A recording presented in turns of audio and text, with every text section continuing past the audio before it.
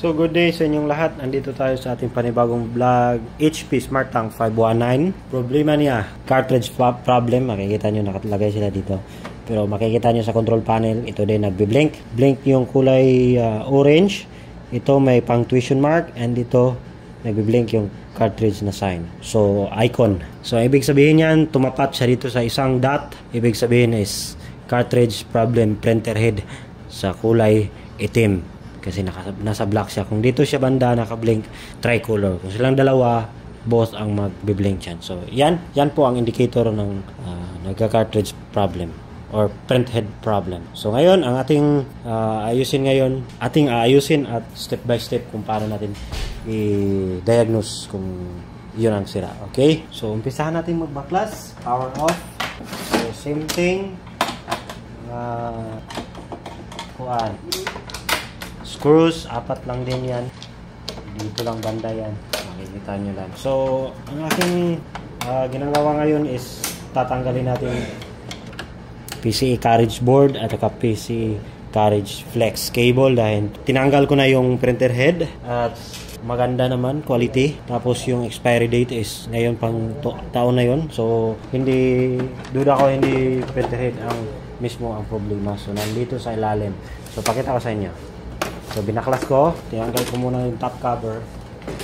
Kasi due to wala tayong printer head na pwedeng ma-test, ay para makasiguro tayo, unahin muna natin itong flex cable, ito, at saka itong board dito banda. So, ito yung PCI carriage board. Ito yung PCI trailing flex or PCI carriage trailing flex cable.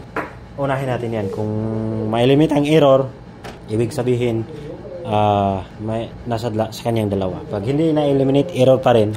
So, nasa printhead na tayo. Mag-declare tayo ng printer head. So, ngayon, na-unlock na natin is gitna at itanggalin tong blue latch. And then, i-remove ko muna yung flex cable. So, flex cable muna natin iti-testing. Okay? So, pagtanggal niyan, si flex cable muna unahin. Dito lang yan. So, unahin natin tong lock niya. Meron siyang locking mechanism dyan. Iangat nyo lang yan. Hindi, kung tayo ng pang sikwat na maganda. Ito, iangat natin to. Tingay, puti. Sira natin yung lock. Sira na natin yung lock. Yan na. So, dito, ito, iangat natin to. Tanggalin natin to. So, iangat lang to ng konti. Then, itong flex cable. Ayan. Tinanggal ko na yung flex cable at palitan natin muna ng brand new. So, yan guys. Ito na yung flex cable ko. Trailing flex. Lagay na natin dito. So, ayan. Nakaganyan siya. Temporary ko lang tinamad tayo magbaklas, and then trace natin dito banda. Ayan, gilid ito na yun, ito na. So ngayon temporary lang to, okay, huwag nyo sabihin hindi inayos. So temporary lang yan to isolate the printer head. Yun, gagana ba, saka na natin i-final kung okay ng lahat. Tras natin. So ngayon itong top cover na ang ating ilagay natin. Ngayon okay, natin i-power on.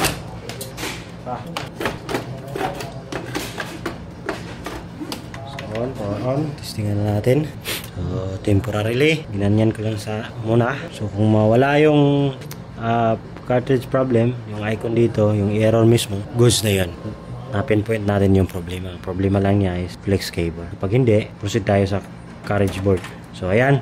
Nag-error pa rin. So, wala effect yung carriage, goods pa rin yung carriage trailing flex. So ayan, makikita nyo, error pa rin. So power off, error pa rin siya. So next natin is carriage board. Pag wala pa rin, i-declare na tayo ng printer head. Ganyan lang pag diagnose natin. Okay? So ngayon, since ano na natin yung trailing flex is kasi kanya goods naman. Goods na isolate na natin. So ibig sabihin goods na to.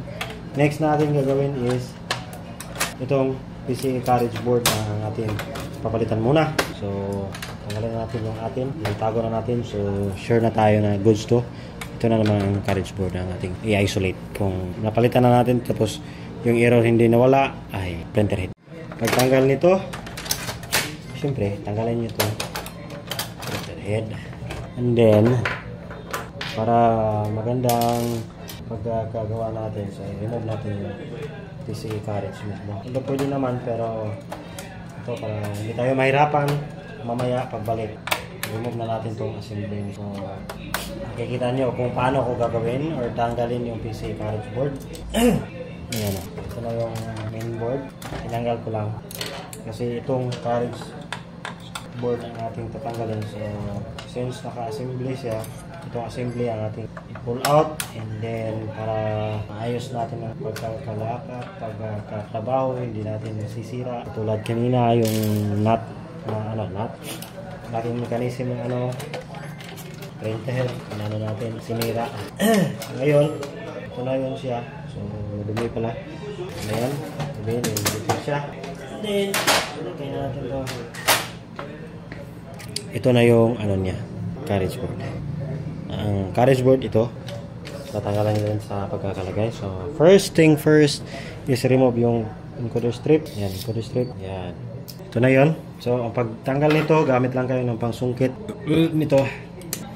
First is itong kulay puti. Iangat nyo lang itong paa na to, yung tatlong paa na yan.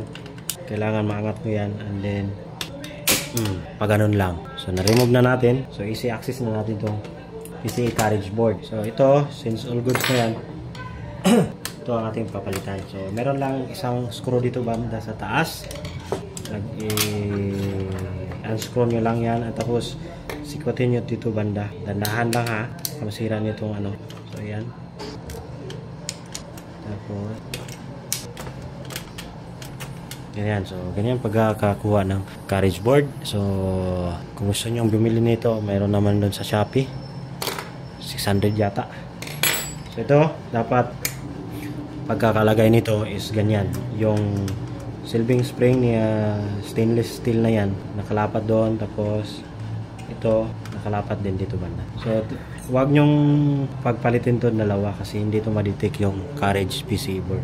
Kasi meron siyang corresponding na dot. Makikita nyo itong dot na to. Yung umbok. Meron siya kasi siyang mga umbok. Yan. Focus natin na. Meron siyang mga umbok. Ayan. Yung umbok na yan, makikita nyo ito. Siya po ang nag-pinpoint doon dito sa contacts na yan, yung makikita nyo dito. Siya po. So, anong design niya dito sa umbok na yan, dapat siya nakaganyan. Okay? Alright. Next natin gagawin is kuha muna ako ng brand new nito. Brand new. Meron tayong buffer units dito para testing. Alright. Standby. So, ito yung nakita ko, yung brand new talaga to eh. So, ito po yung part number niya kung gusto nyo ng part number. Ayan. Y0F68. Tama ba? Screenshot nyo lang. Ayan. Yan po sa may gilid. Ayan. Or, ayan. So, ito po yun. So, ipalit natin dito muna temporarily. Tapos, ito. Pagbalik nito, meron naman siyang slot. O, ganyan. Okay? And then, ito. Unahin nyo to sa gitna. Sa gitna na, ayan. Sa gitna na umbok na yan. Tapos, yung next nyo is madumi. Madumi ang kanyang axle. So, ito unahin nyo sa gitna, yung dalawa. Tapos, yung mamaya na yung sa may gilid. Bakit nyo unahin dito banda? Dahil para hindi mahulog yung nasa loob ito. So, yan. So, ngayon, yan na po ang kanyang hitsura. And then, isetin na natin ang kanyang flex cable. Ayan.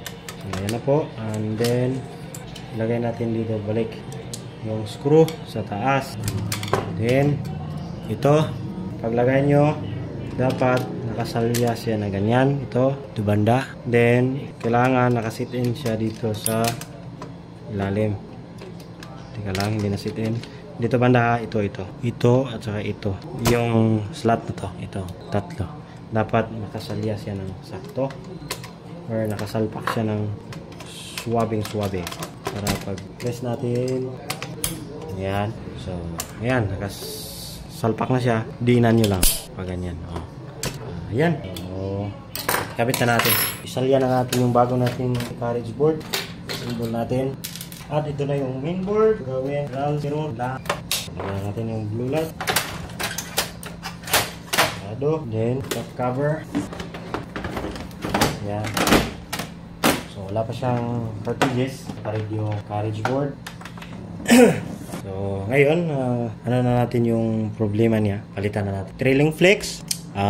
Error pa rin. Yung ito, pinalitan na ngayon natin. So, hopefully, ma-eliminate ako. Kasi pag hindi siya na-eliminate, ito na ang problema. Ito kasi nag-error. So, ayan, makikita nyo. expiration date niya is naka 2024. So, goods pa naman yan. Mukhang goods na naman siya. At ayun, try natin. So, you can see yung printer head, hinahanap na niya.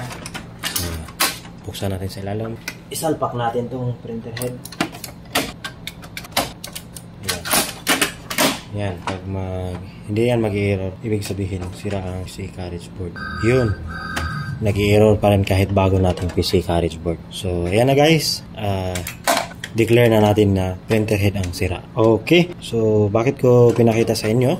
Dahil marami na akong problem, na-encounter na problem na binili agad ang printer head para sure tayong walang back job. So, in-isolate ko muna to at saka yung trailing flex.